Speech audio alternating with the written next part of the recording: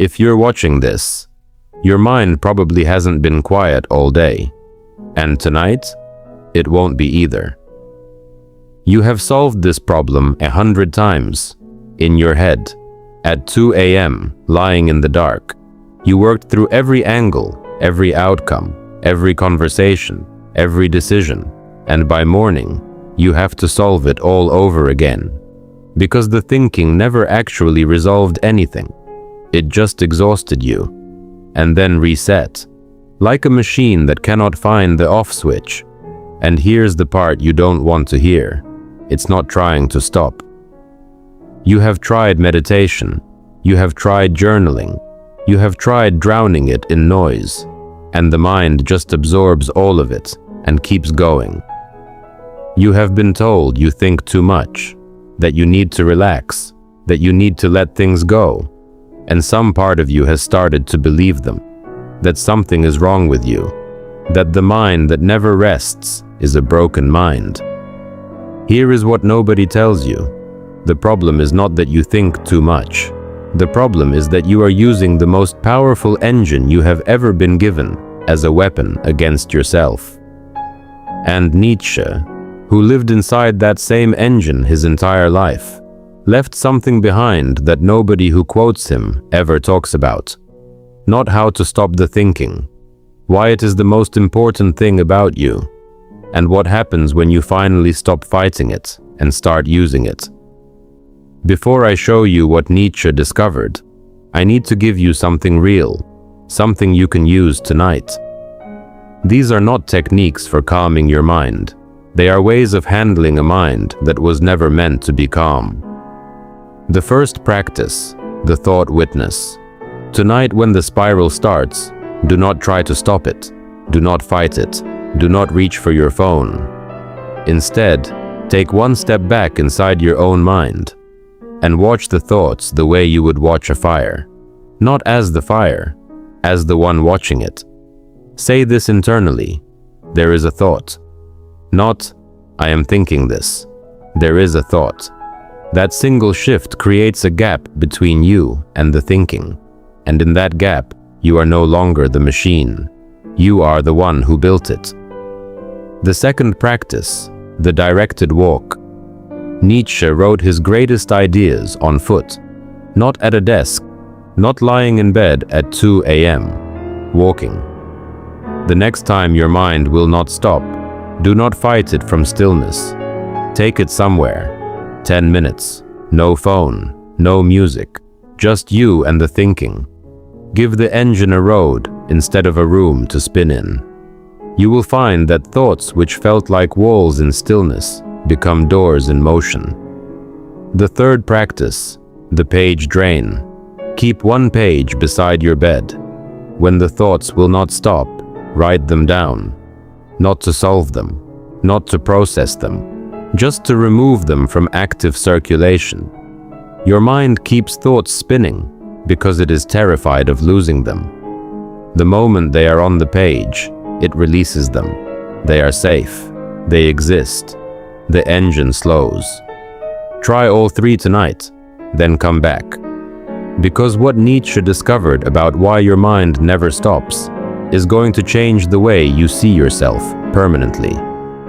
Nietzsche wasn't observing this from the outside. He was trapped inside the same kind of mind. He did not see the restless mind as a problem. He saw it as the most dangerous thing in the world. Not dangerous to you, dangerous to the ordinary life that was never built to contain it.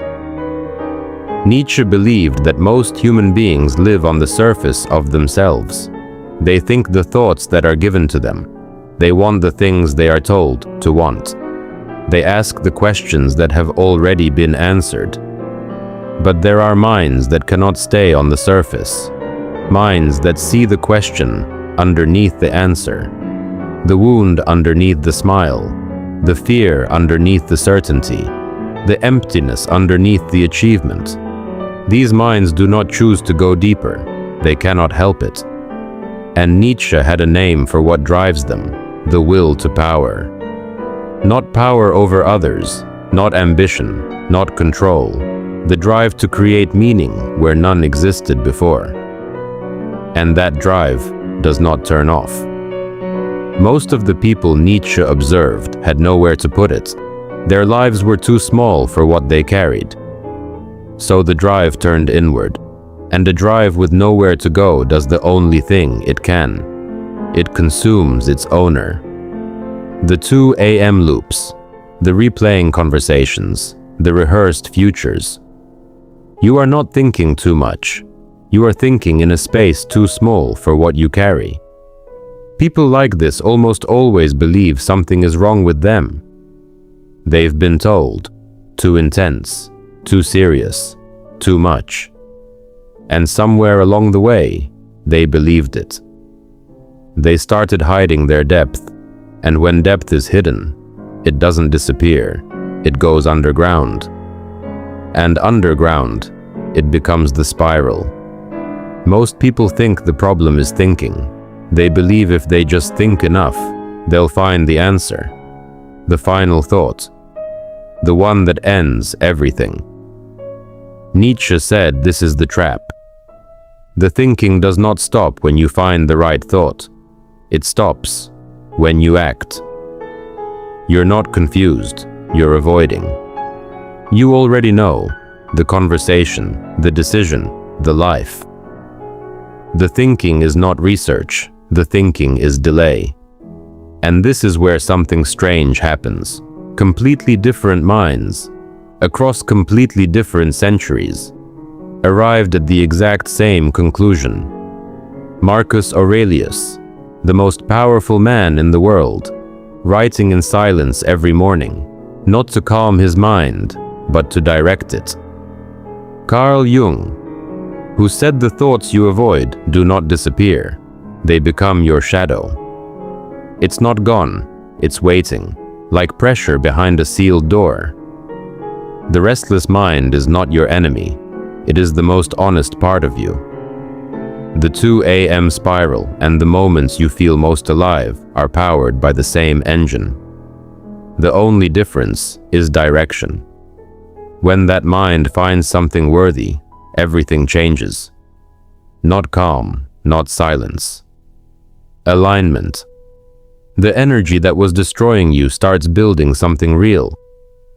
Go back to 2 a.m., the ceiling, the thoughts. Now you know what that was. Not anxiety, not a broken mind. An engine too powerful for the life you've been living. The thinking will not stop. It was never going to stop.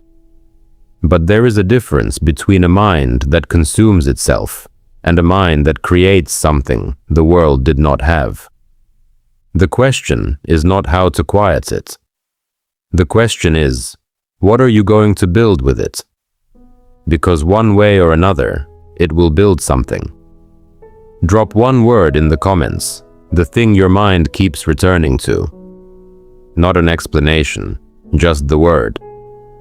Because naming it is the first step toward building it. And you are not alone in the 2 a.m. I read everyone.